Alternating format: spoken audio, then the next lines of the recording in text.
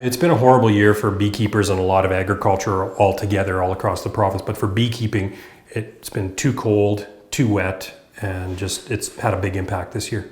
When it's too wet, they can't fly, they stay inside their hive and they'll just eat their resources. So if they had some excess surplus honey that the beekeeper was hoping to share with them, that is getting dwindled down as bees stay inside and focus on surviving. If it's too cold outside, the flowers aren't producing any nectar, so there is nothing for the bees to go get, even if they were able to go and do some flying. So there was a lack of flying hours this year, where the bees just couldn't physically access the nectar to make the honey.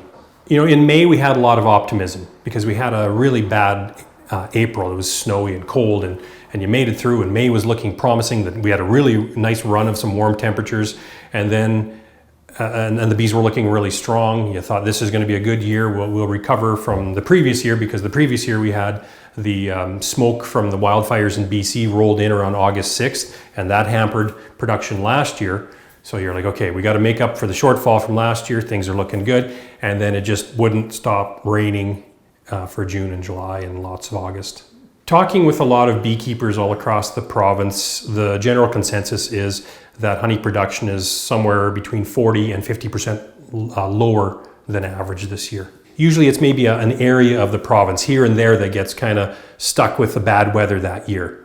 Not an entire province that is struggling with, it was either too hot and too dry in southern Alberta, or too wet and too cold in central and northern Alberta. It was just all across the board. It was a difficult year for beekeeping, and I don't know when that has happened last. It's nice to get this weather we're experiencing right now. It's at least something. The bees are still collecting nectar. They're still collecting pollen that they get to keep for themselves, for their winter stores, to make it through the winter. So that's great, but they're not doing it in enough of a level that it's worth collecting any more honey. That has stopped.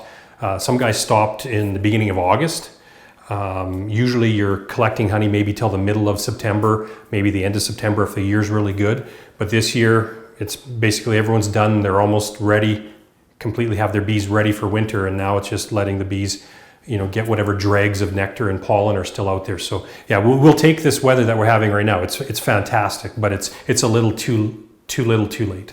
Kind of the 1-2 punch this year is that honey prices on the bulk side are low. Like on the retail shelf, they're still fine.